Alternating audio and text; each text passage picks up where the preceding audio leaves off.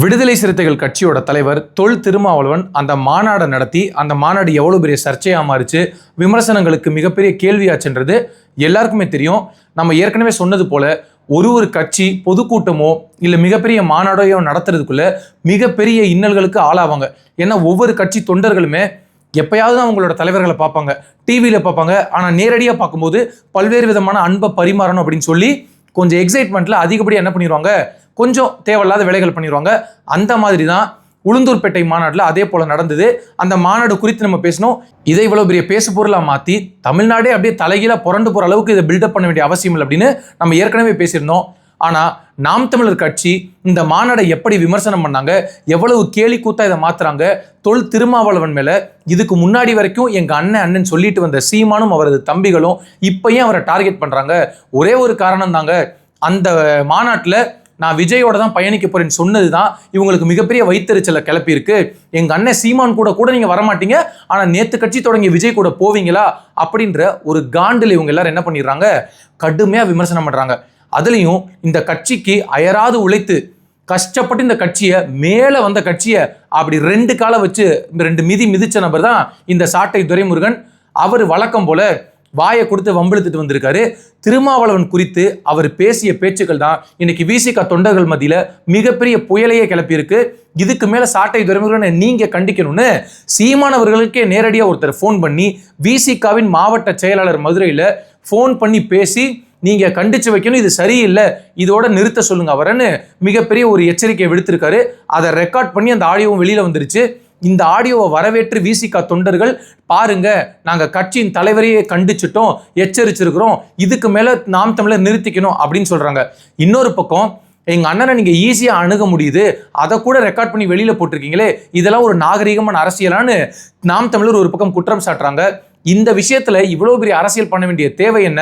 நாம் தமிழர் எதனால இவ்வளவு கோபப்பட்டு சாட்டை துரைமுருகன் எதுக்கு மூச்சு விடாம 26 நிமிஷம் திருமாவளவன் அவர்களை கேலி பண்ணி பேசினாரு? இது எல்லாத்தையும் குறித்து அலசி ஆராயக்கூடிய வீடியோ தான் இந்த வீடியோ.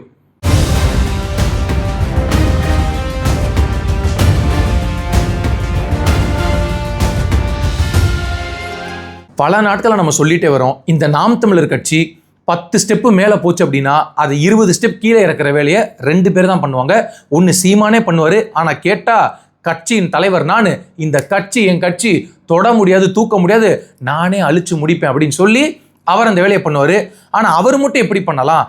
அவர் கஷ்டப்பட்டு தனியாக அழிச்சிட்டு இருக்காரு, நானும் சேர்ந்து அந்த கட்சியை அழிப்பேன்ல, தனியாக ஒரு மனுஷன் எப்படி அழிச்சு முடிக்க முடியும்னு சொல்லி அந்த கட்சியை அழிக்கக்கூடிய இன்னொரு நபர் தான் கடுமையாக உழைக்கக்கூடிய, கடுமையாக பஞ்சாயத்தை உருவாக்கக்கூடிய சாட்டை துரைமுருகன்.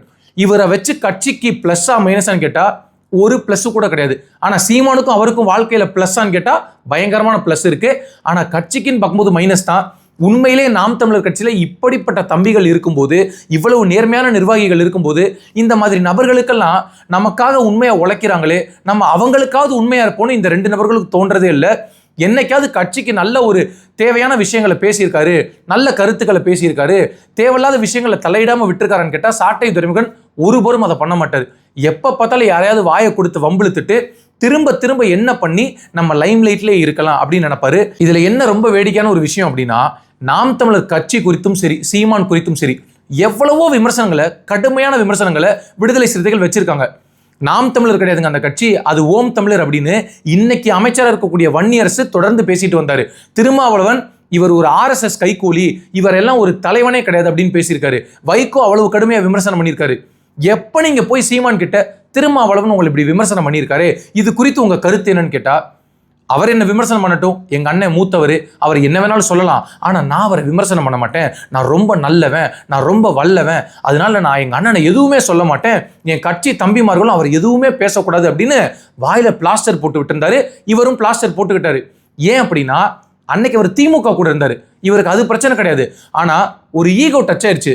நேத்து கட்சி ஆரம்பிச்ச விஜய் கூட போய் ஆதரவு வாங்கி அங்க மினிஸ்ட்ரியில உட்காந்து இடம் வாங்கிட்டீங்களா, அதை எப்படி நான் ஏத்துக்க முடியும்னு சீமானுக்கு மிகுந்த ஒரு சரியான ஒரு கடுப்பு இருந்திருக்கு. ஏன்னா நான் சாதி பார்த்து சீட்டு கொடுக்க மாட்டேன், சாதி பார்த்து போடும் ஓட்டு தீட்டு அப்படியெல்லாம் பேசுவாரு. ஆனா இவரே அப்படி ஒரு பார்வையில பாக்குறாருன்ற எண்ணம் இருக்குல்ல. இத்தனை ஆண்டு காலம் ஒடுக்கப்பட்ட சமூகத்திலிருந்து முதன்முறையாக அமைச்சரவையில் இடம்பெற்ற வன்னியரசை நான் பாராட்டுகிறேன் அப்படின்லாம் பேசல. ஆனா இன்னைக்கு இதுக்கு முன்னாடி இதே வாயால அண்ணன் திருமாவளவனை பாராட்டி வந்துட்டு, ஆனா இன்னைக்கு தொடர்ந்து காழ்ப்புணர்ச்சியிலையும் வன்மத்திலையும் பொறாமையிலையும் அவதூறுகளை அள்ளி எறிஞ்சுக்கிட்டு அவரை கேவலமா விமர்சனம் பண்ணிட்டு இருக்காங்க. இதை ரசிச்சு வேடிக்கை பார்க்கிறார் அந்த கட்சியோட மூத்த பேச்சாளர் சீமான். ஏன்னா அவர் பேச்சாளர் தான், தலைவர்லாம் கிடையாது. சாட்டை துரைமுருகனை கிள்ளி விட்டுட்டு இவர் ஒன்றும் தெரியாத மாதிரி நடிப்பாரு. இதை நம்பிட்டு மதுரையில் இருக்கக்கூடிய இளைஞரணி மாவட்ட செயலாளர் ஒருத்தர் அவர் என்ன பண்றாரு, விசிகால இருந்து ஃபோன் பண்ணி, அண்ணன் சீமானண்ணா நான் இந்த மாதிரி விசிகா நிர்வாகி பேசுறேன், என்னண்ணே சாட்டை துரைமுருகன் இப்படி பேசுறாரு, இதெல்லாம் கண்டிச்சு வைக்க மாட்டீங்களா அப்படின்னு சொன்ன உடனே, நான் கண்டிக்கிறேன் தம்பி, நான் நலமா இருக்கேன், நீங்க ஒன்றும் கவலைப்படாதீங்க, அந்த வீடியோவை நான் டெலீட் பண்ண சொல்லிடுறேன் அப்படின்னு சீமான் சொன்னாரு. ஆனா அந்த நொடியே தெரியும், சீமான் அவர்களோட யாராவது நெருங்கி பழகிருக்காங்களோ அவங்களுக்கு புரிஞ்சிருக்கும், உறுதியாக அந்த வீடியோ டெலீட் பண்ண சொல்ல மாட்டாரு. ஏன்னா பேச சொன்னதே அவர் தான் பேச சொல்லுவாரு. ஆனா முன்னாடி இப்படி நடிப்பாரு. நாம சொன்னது போலயே இன்னொரு தற்கூரி கூட்டமாக மாறிய விசிகா அப்படின்னு இன்னமும் தம்ப்நெயில் போட்டு அந்த வீடியோ அப்படியே தான் இருக்கு. சாட்டை துரைமுருகன் எந்த அளவுக்கு கடுமையா பேசியிருக்காரு. ஒரு விசிகா நிர்வாகி தலைவருக்கே ஃபோன் பண்ணி, சீமானுக்கே ஃபோன் பண்றாரு, அந்த கட்சியோட மூத்த பேச்சாளர் தலைவர்னு சொல்லிக்கிறாரு, அவருக்கு ஃபோன் பண்ணி பேசுறாரு. என்ன தேவை இருக்கு? ஏன்னா சாட்டை துரைமுருகன் பேசிய பேச்சு, அவர் வந்து ஃபன்னியாக அந்த வீடியோ நான் காட்டுறேன்னு சொல்லி திருமாவளவன் அவர்களோட முகத்தை காமிச்சு அதுக்கு பின்னாடி ஒரு ஃபன்னி வீடியோ மியூசிக்கை போட்டு இந்த மாதிரி கேவலமான அரசியல் ஏன் பண்ணணும்? இது வந்து மிகப்பெரிய வெறுப்பை சம்பாதிக்கும்ல. எப்படி ஒரு கட்சியோட தலைவரை வந்து பேசும்போது அவங்க பொறுத்துக்கோங்க, எங்க அண்ணனை எதுவுமே பேசக்கூடாது, எங்க அண்ணன் எந்த கேஸ்ல வேணாலும் வரட்டும், அது பெண் கேஸ் ஆகட்டும் இல்லை எந்த கேஸ் ஆகட்டும், ஆனா எங்க அண்ணனுக்கு நாங்க முட்டு கொடுப்போம், நீங்க முட்டு கொடுக்குறீங்கல்ல, அப்ப அது போல அவங்க தலைவரை பேசும்போது அவங்களுக்கு கோபம் வராதா? சாட்டை துரைமுருகன் சொல்றாரு, முழுக்க முழுக்க தற்கூரி கூட்டமா மாறிடுச்சு. அப்ப அன்னைக்கு திருமாவளவன் அண்ணனை பத்தி நாங்க எதுவுமே பேச மாட்டோம், அவர் எங்களுக்கு நல்லவர், புனிதர், அவரை போல யாருமே இல்ல, ஒடுக்கப்பட்ட சமுதாயத்துல இருந்து ஏறி மேல வந்திருக்காரு, அவரை நாங்க ஒருபோதும் தொடமாட்டோம் அப்படின்லாம் பேசிட்டு, ஆனா இன்னைக்கு ஏன் இப்படி? ஏத்துக்கங்க, அந்த கட்சிக்கு ஒரு அமைச்சரவை கிடைச்சிருக்கு, அப்ப சாதிய பார்வை யாருக்கிட்ட இருக்கு? அதைத்தான் அந்த நிர்வாகி சொல்றாரு. சாட்டை துரைமுருகன் கிட்ட முழுக்க முழுக்க சாதி வன்மம் இருக்கு, அவர்கிட்ட சாதி உணர்வு இருக்கு, ஏன்னு இப்படி பண்றாருன்னு கேட்டா அதை சீமான் மறுத்து பேசல. நான் கூப்பிட்டு கண்டிக்கிறேன், நான் சொல்றேன் அப்படின்னு சொல்றாரு. ஆனா சாட்டை துரைமுருகன் அப்படிலாம் கிடையாது, அந்த உணர்வெல்லாம் தம்பிக்கு கிடையாது, அவன் முழுக்க முழுக்க தமிழ் தேசியவாதின்னு சீமானால சொல்ல முடியல. ஏன்னா சீமானுக்கு தெரியும், சீமானுமே ஒரு சில இடங்கள் அப்படி நடந்துக்குவாரு. இது எவ்வளவு பெரிய கேவலமான ஒரு விஷயம். சாட்டை துரைமுருகன் பேசி பேசி வீடியோ போட்டு இன்னைக்கு நீங்க வந்து ஒரு பெரிய ஆள்னு நினைச்சுக்கலாம், சீமான் பேசி பேசி பெரிய ஆள் நினைச்சுக்கலாம். ஆனா திருமாவளவன் போல அடக்குமுறைகளை ஒடுக்குமுறைகளை இவ்வளவு சந்திச்சு இவ்வளவு இன்னல்களையும் தாண்டி ஒரு தலைவனா மேலே ஏறி நின்று ஒரு கட்சியை கொண்டு போறாரு.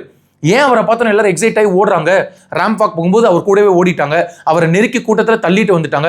இதுல என்ன பிரச்சனை? அவர் மேல இருக்கக்கூடிய அன்பு என்னைக்கோ வருஷத்துக்கு ஒரு முறையோ இல்லை 6 மாசத்துக்கு ஒருக்காவோ நம்ம தலைவரை பார்க்குறோம், எல்லா நேரமும் பார்க்க முடியாது, எல்லா ஊர்ல இருந்து வந்திருப்பாங்க, அவங்க பார்க்குறாங்க, அவங்க அன்பை பொழியிறாங்க.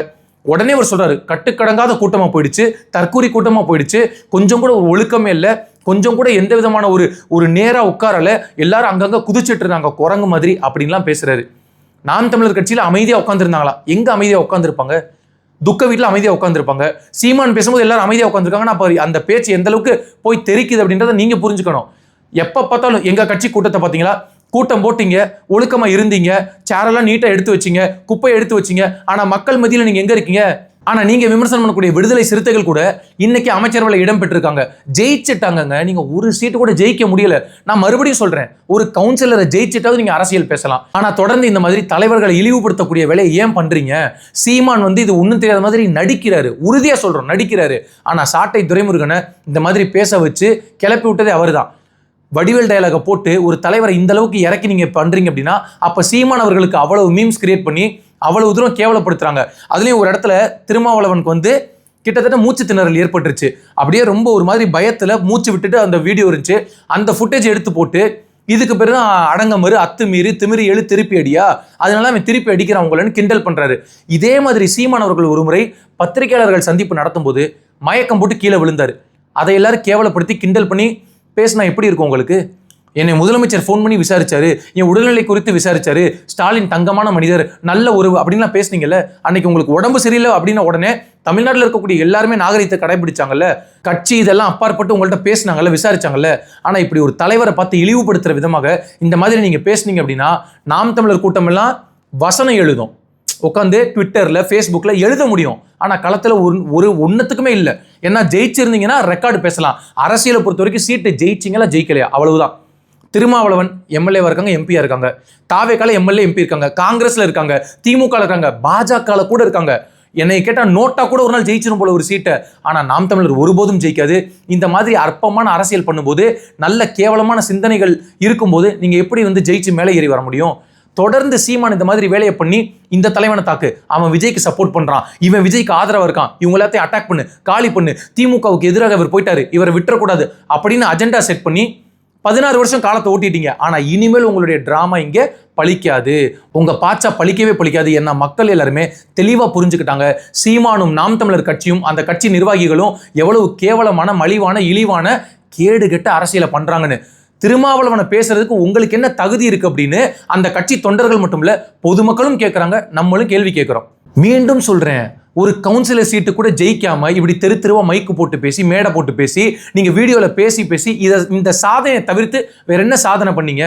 தாவேக்கா ஒரு தற்கூரி கூட்டம், விடுதலை சிறுத்தைகள் தற்கூரி கூட்டம், ரெண்டுமே நியூட்ரல் ஆயிடுச்சு, ஈவன் ஆயிடுச்சு அப்படின்னு சாட்டை துரைமுருகன் சொல்றாரு. நான் என்ன சொல்றேன், 2 தற்கூரி கூட்டமும் சேர்ந்து ஆட்சியை பிடிச்சிருச்சு.